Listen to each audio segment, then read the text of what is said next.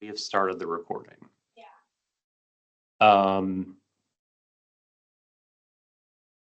So you all know me, but for the purposes of the recording, I'll just say, my name is Chuck Hodgen. I am the Digital Strategies Librarian here at Bunch Library, and today we're going to do some basic Primo Research Assistant training. I am going to talk for a bit about what it is, about where to find it, what it isn't, how it works, and then I'll do a little demo, and then we can, have some time for questions. I think I covered everything on Tuesday's training. We had 10, 15 minutes to spare for questions. So Primo Research Assistant, as I'm sure you all probably know, it is our one of our newest, if not our newest, AI research tool. And I'll go ahead and show you guys how to find it, because there's not on the library homepage, there's not a link to this surfaced. So what you'll do is, and it's not turned on for Laws Primo yet, but you'll be able to do this very soon in Laws Primo as well. I'm about to show it in Bunch's instance of Primo. So I'm just going to click search here to get us to the Primo interface. You don't have to search for anything. If there's anything you want to boost algorithmically, you can search for it. If you want to boost stat count of any searches. But you're here, and then you'd click on Research Assistant at the top with the little stars, and then you can log in with your Belmont credentials, and you're taken to this screen, the Primo Research Assistant landing page. So a bit about what's going on under the hood here with PRA.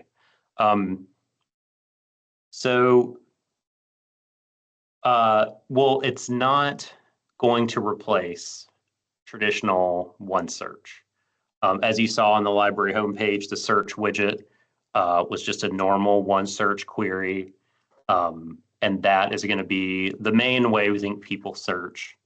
And so Research Assistant, AI power searching is not replacing that at the moment.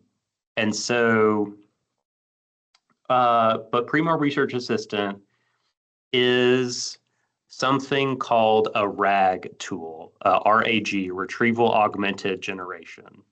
So it's not itself it's not a large language model like ChatGPT, although it does rely on ChatGPT to carry out its functions. It just takes your natural language query, and then it retrieves what it deems to be the top 5, quote unquote, resources that answer your query. So when you're using it, there's not really a need to do keyword searching, as it just works off of natural language queries. There are some filters you can use. You'll see the little kind of slider icon here, and you can filter whether or not your searches are available online, because it is searching all of our CDI, and a lot of what's in CDI is not available online. And I think it's not even all available to our institution. So if you want to limit things in that way, you can do that. You can provide a date limiter or a custom date range if you wanted to do from date X to date Y. And there are a few resource types which you can limit your search by. When they released the beta, and the product is still in beta, so features will continue to be added, things will continue to change over time. But when they first dropped the beta, none of these filters were available. They've been added in subsequent months. So they're there for you to use. So what happens when you do a search? Well, Primo Research Assistant takes your natural language query and then feeds it into ChatGPT to reconstruct your query as a list of or connected keyword searches. So it's just a big Boolean list. Now, how it decides kind of what those different keyword searches are, because it's it's not a list of, it's not infinitely going. It just, I think it's like 10, maybe 15 or connected phrases. How it kind of settles on what it uses is unclear. So this means that you could do a search, like two people could do the same search, or you could search for you could ask very similar questions and get some different lists of resources because it's compiling its Boolean list in potentially some pretty different ways here.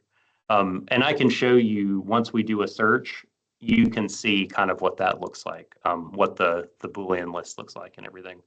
And so it gets this big list and then applies that to our CDI, pulls from our big list there of resources. And then it does a re-ranking of what it deems to be the top 5 based on the abstracts of the works in CDI and some other key metadata. So that means that if something in CDI doesn't have an abstract or doesn't have certain metadata fields populated, then it won't be able to be retrieved by Primo Research Assistant and ranked in the list. And I'll show you in a moment as well, like the top 5 returns, like I said, it does a re-ranking, Primo Research Assistant. So the top 5 are not going to just be the top 5 results you would get if you did the exact same search in normal OneSearch. A couple more limitations for the product. Certain vendors have said that they do not want their materials surfaced by Primo Research Assistant. This was true when the product first dropped, when the beta first dropped last year. And as of Monday, in Ex Libris documentation, that remains true. And that vendor list is the APA, DataCite, and a couple of big ones, Elsevier and JSTOR and Condé Nast. If you went into there's a way you can go into OneSearch via Research Assistant, just like normal OneSearch. And if you did that, those things would surface. But Primo Research Assistant, not allowed to surface things from those vendors. It's very much, I think, similar to like the Google Scholar situation when that first appeared as a product. I believe there were a number of vendors that didn't want their items surfaced via Google Scholar, but that changed over time. This will probably also change. Newspapers are excluded. Those aren't retrieved. And I mentioned the insufficient metadata situation. So, okay. That is sort of what's going on with it and how it works. But we can take a look at it in action now. So here is, of course, what the landing page looks like. We've already talked about the filters. On the left-hand side, this is why you need to sign in order to use it.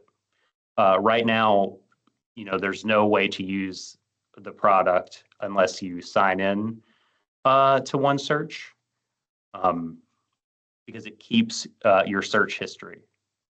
And this is the only place it keeps this search history. There are some analytics for Research Assistant, but there are no analytics in the Ex Libris analytics suite.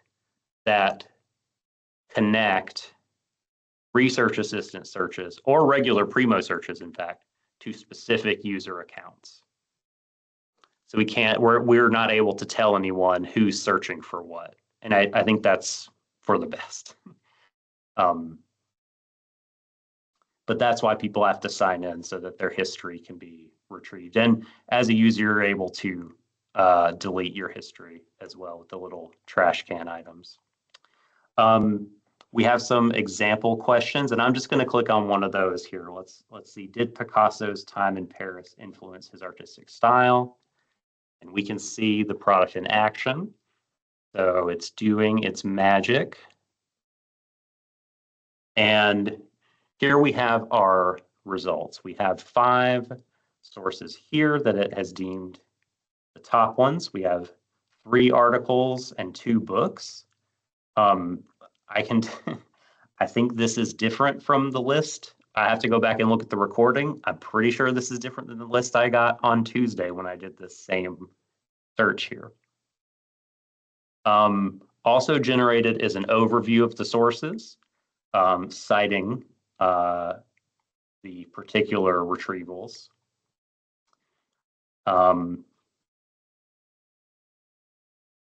And you can see for the purposes of students wanting to cite the overview, we have a link here to our How to Cite AI LibGuide,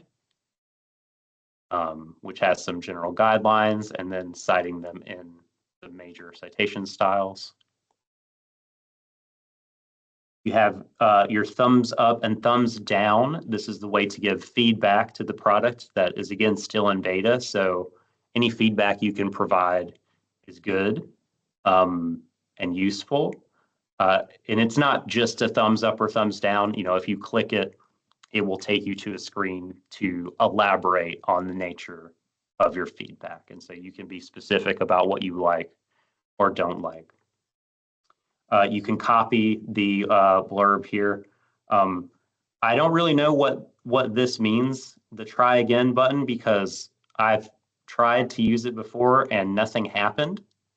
And that's still happening. That's still the case. So I don't really know what that is right now. Technology betas.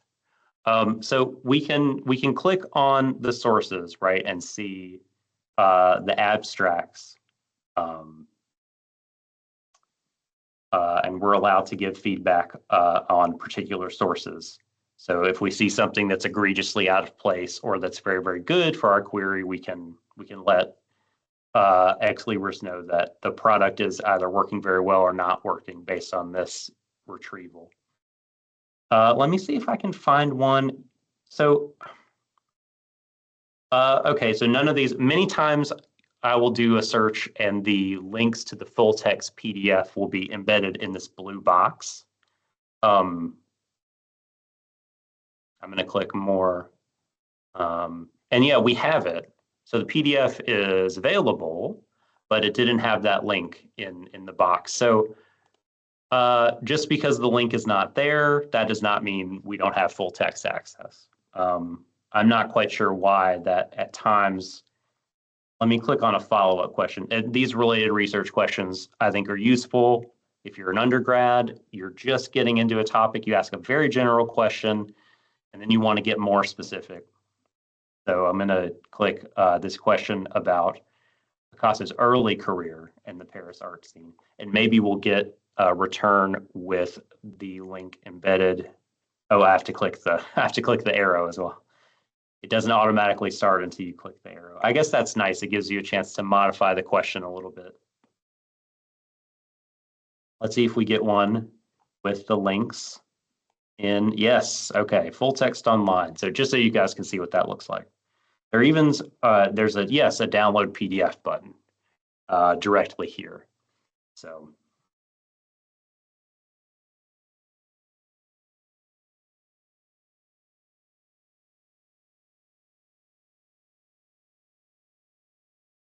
I'm trying to think. So I mentioned analytics. We can give you statistics if you want to know How many people, how many, not how many people, but how many sessions it's had in your Primo instance, which may or may not be equivalent to the number of people that have used it, but it's just a number of times it's been used. I'm trying to move this Teams thing. It's very much in the way. Okay, so in my instance of analytics here, I've just generated something very quick. You can see the number of sessions, the number of times Research Assistant has been used, both in our sandbox and the normal, the bunch Primo view. And then you can see how many actions, right? So it's been 84, in 84 of the sessions, there have been 189 searches. And there's all sorts of, how many people have looked at the AI disclaimer, how many people have used the PDF quick link in a source.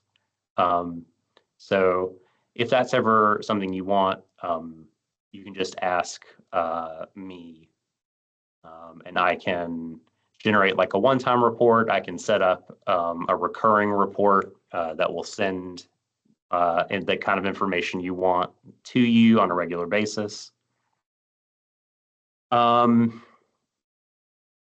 So possible downside of the overview of sources. If a student is searching for a topic in which there is little consensus as far as just what is or is not the case, that can definitely affect the quality of the overview, right? Because it's just constructing it from the abstracts of the things, the returns it's gotten, the top sources. And if there's not really a consensus there, the overview the quality of it may not be so great. So that's just something to think about and watch out for. So that's all I have for my demo. Does anybody have questions or anything else they want me to show, talk more about?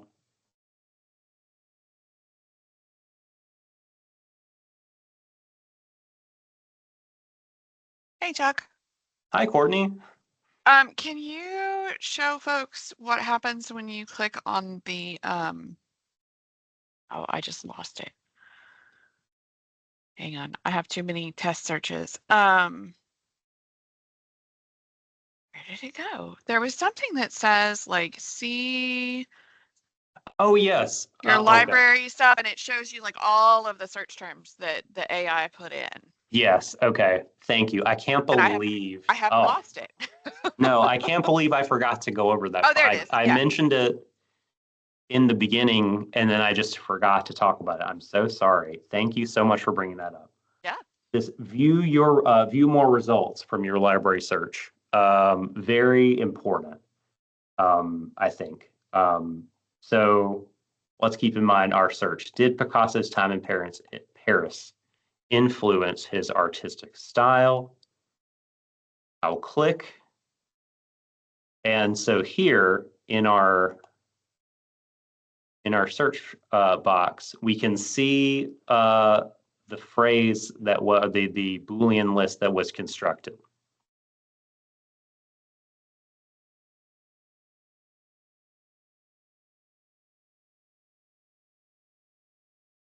It is long. And so let's see. So the number one, Picasso's Guernica and the New York School. And already we see the list is different because of reasons, because of the re-ranking algorithm that it uses.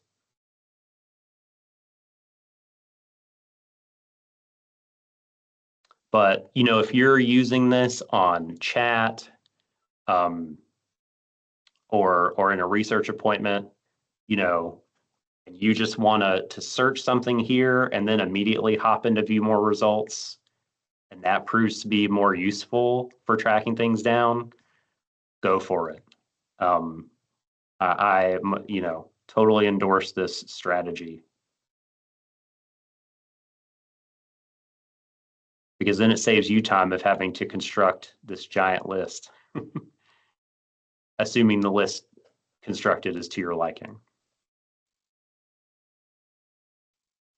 So we just asked about. Hey, Chuck. Oh, hi, Laura. Hey, just wondering, in playing with the technology, are you finding two things? One, that we do have every resource that is tagged, and that there's no dead ends, like no false resources or anything that pop up. So I haven't seen any broken links, and no hallucinations or any of those issues. But, I have seen it linked to Primo records that are records of things that we don't own. And so, the user could get there and see, this is not in the library, this is not offered in the databases. They may get frustrated there. They may use ILL links for requests, or they might just pop back into Research Assistant. Would you say we and look at the next thing? Would you say we can expect those to be infrequent or common? Unsure. Okay, fair. Unsure. Thanks. Yeah, of course. Yeah, not super sure on that. I have here's an example.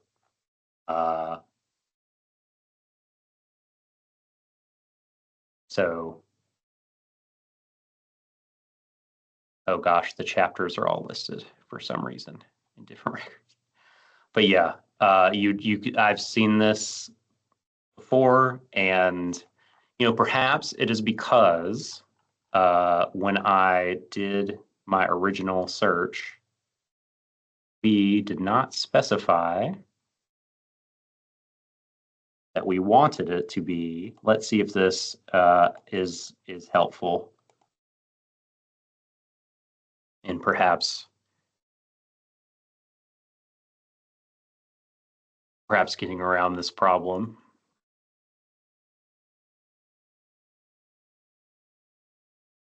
Okay, available,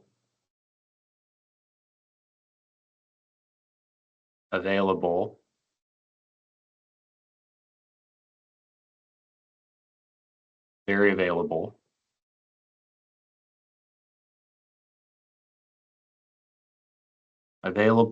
and available. Now, this is very spotty testing, but it looks like, based on this very limited test I've just done, that maybe this filter is the way to go to avoid records of things that we just don't own. And nothing will show up if we have suppressed it.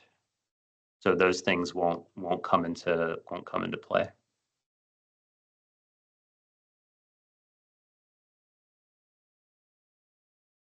Other questions? Hey, Chuck. Mm-hmm.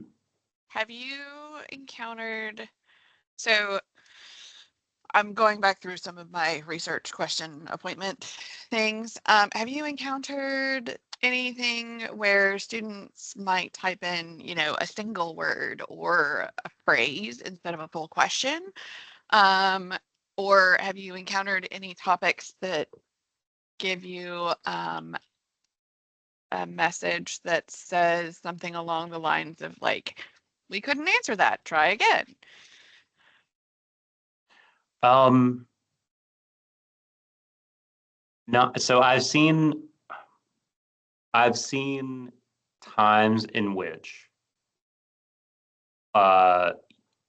Research Assistant will say something like, there wasn't enough material available, right? That just there wasn't enough there to answer your question.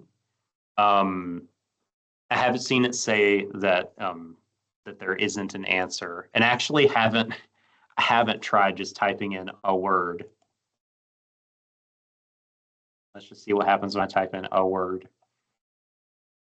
Aha, we couldn't generate an answer. Ask a different or more general topic. Try rephrasing your question. So I hopefully that's helpful. Yeah, there was like a similar. Our colleague Nicole asked it. How did Charlie XCX's Brat Summer influence popular music or something? And then it just was like, we don't, I don't know. We couldn't generate an answer. There's not enough available material, something like that. So, but thank you, Courtney. That I think that's important to point out.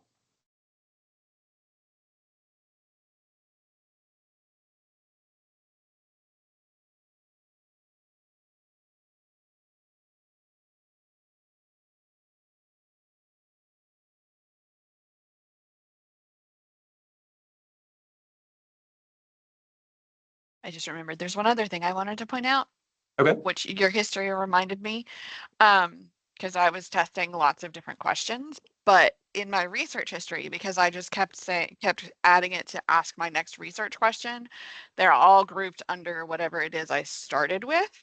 So if you want to have each question listed separately in your personal history over there, you have to use the Start a New Topic button at the top to generate a Right. new box of question kind of thing.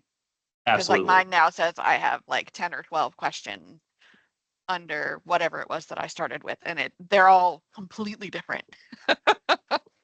Yeah. Yeah. And in that way, it is a little bit like a mass market LLM, where you can have a lot of threads going, and within those threads, you can go different places. But to have a new thread, you'd want to start a new topic, as Courtney has helpfully pointed out. Also, one of the things I did try last year was to get it to say something terrible, just to see if it would say something bigoted. And it chided me. I think I deleted the search, but yeah, I can't even remember what it was I said. I was just trying to see if it would ever feed that kind of information back to students, and it definitely it did not go there, and it steered me in the better and opposite direction. So that doesn't appear to be a concern based on our collections that it's pulling from.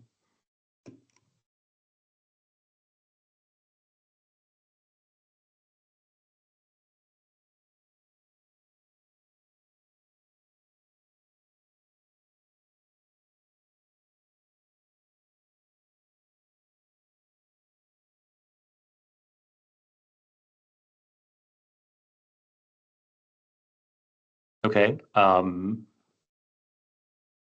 No other questions, it appears. Oh, wait, Courtney. Hi, I have a comment, not a question. Okay. Yes. Please. It's Keep them another coming. note. The summaries from AI, the AI generated like summaries of the sources are generated from the abstracts of those sources. So if the abstract of the source is terrible, the summary of the source will be terrible. It's not actually reading however many pages about Picasso there were. It's just using those abstracts. So that's something I think would be worth pointing out to students as well. Definitely. It is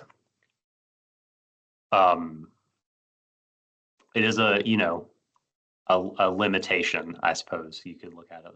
It's a limitation of the product. And yeah, the overview is by no means a substitute for deep research. Just a catalyst, just to kickstart, just something to push you toward resources in which to deepen your knowledge.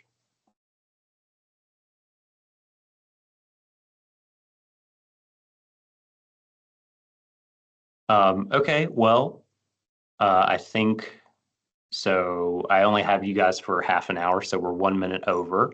I'll go ahead and stop the recording.